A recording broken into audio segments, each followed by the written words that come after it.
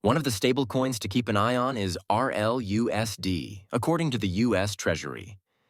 We're going to discuss it. We will also discuss the possibility of Ripple becoming a bank.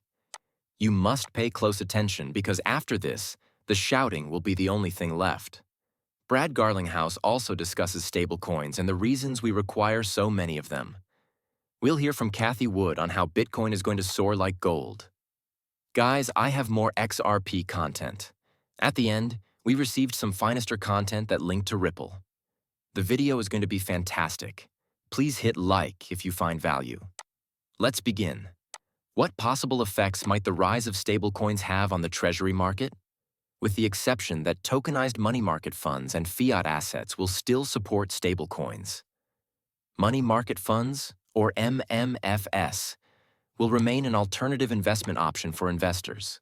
Such issuers' holdings of UST are probably associated with the growth of all instruments, or the number of treasuries.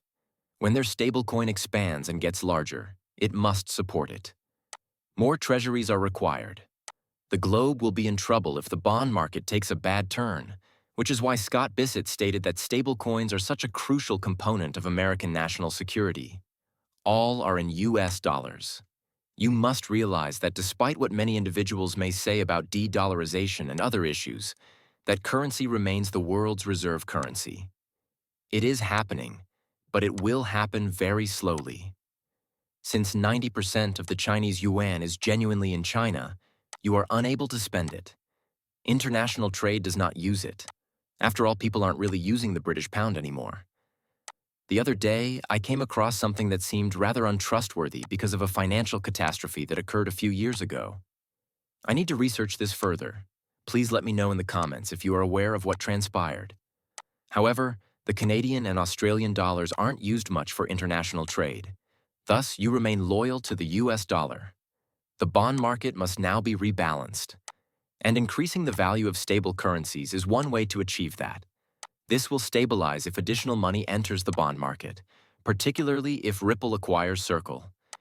Could you envision entering a liquidity situation of $61 billion? God, it's going to be fascinating. Ripple will eventually turn into a bank. Guys, don't trust the 20 billion either. It simply isn't logical. Correct. Why would you make a $5 billion offer and then raise it to 20 billion? You realize that you don't just sell 300% or 400% of your offer if you're in sales or have ever sold anything. You advance in small steps. A skilled negotiator does just that. And what are we doing if you believe that Ripple lacks a skilled negotiator, correct? Okay, will anyone become a bank? And all changes when it applies for and receives a banking license. This is no longer merely a tech firm. This is the Fed of the future wrapped in blockchain.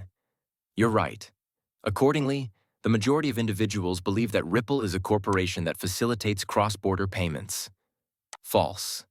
The last component is obtaining a banking license at the fine, which is part of the infrastructural layer that Ripple is constructing for the new financial system. Please pardon me. They can gain unrestricted access to worldwide funds with just one license. What happens if a tech business turns into a bank? It can have direct access to central bank systems, issue loans, credit, and even hold assets, manage fiat and cryptocurrency legally, integrate seamlessly with the CBDC, create stable coins, and much more. Removing middlemen. Additionally, you have Ripple has no intention of collaborating with banks. It is attempting to take their position. Banks are collaborating with Ripple. I believe that some folks on this site can be a bit extreme. But everything is okay. Everything is fine. The spirit appeals to me. Thus, they're getting ready already. Because of the SEC case, Ripple has regulatory clarity in the US. That would be if we had an update from Eleanor Terrett and the SEC case, which I assume they will meet on Tuesday. She thinks they will be leaving the Ripple case after that meeting. And lastly, praise God. Global payment quarters in 70 nations, including Bhutan, Palau, Montenegro, pilots, and CBDC. In several of these countries, I think some of these pilots turned into real CBDCs. These, in my opinion, were only experiments conducted in smaller nations to demonstrate to larger nations that the technology is effective. It is beginning to be used. If you visit locations like Palau, which don't actually accept credit cards or anything similar, the ability to have a steady coin on your phone will make life easier for regular people. And I believe that will also occur in America. I know I talk about this all the time, but let's say you have a job where you get paid every hour or whatever it is. Some individuals receive $10. Depending on their level of expertise, some people earn several $100s. What if you could get paid every day? Imagine being compensated for each hour of labor. The cost of sending these kinds of payments will be that low. People's life will be changed by that. Then here are all of Ripple's connections. We are aware of some of the largest and most prestigious financial institutions in the world, like the ISDA, the World Bank, the ISO, the International Monetary Fund, the Internet, and others. I would add CME Group to this list, though. There's so much stuff here, man. Why would Ripple want one at all? Because having a license gives a bank instant credibility, access to the world, and regulatory immunity. Ripple would become the infrastructure that regulators use rather than battling them. And there's yet more. In addition, a banking license enables Ripple to provide institutional custody, become a gateway for tokenized real-world assets, lawfully retain reserves in different jurisdictions, issue Ripple-branded stable currency outside of RLUSD, which we know is on the horizon, and function as a digital clearinghouse for CBDCs. Consider Ripple obtaining banking licenses in the US and other countries such as the UK. Correct. Or in Europe. Hey, I believe it's being used for sleeping. I still don't believe this to be real. Medico, a bank-trusted custody company, was already purchased by Ripple. It has been branching out into trade finance and real estate tokenization. In order to purchase Circle, the USCC issuer, it made an offer of $5 billion. It is actively hiring for positions in compliance and regulation.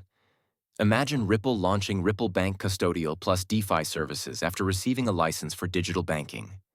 It has credit, issues, and treasuries.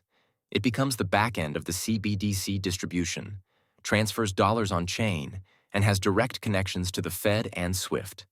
Similar to the likelihood that this will occur, isn't it? How likely do you think it is that you will win if you purchase a lottery ticket today?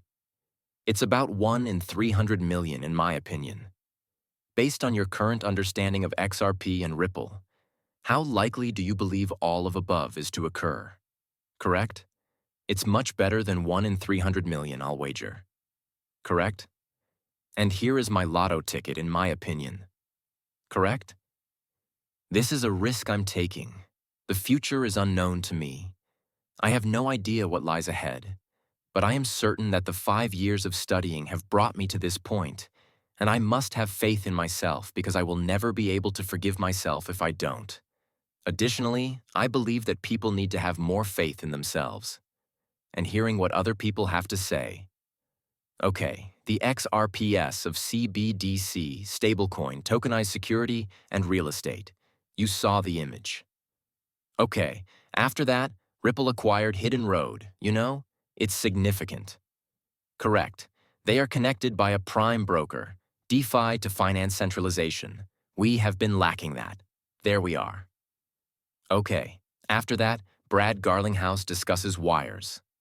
What is required? So many cryptocurrencies that are stable. Look us up. The short answer is that I'm not sure. As a category, stable coins, in my opinion, have a place, especially in domestic settlement. The precise location of the US's arrival here is still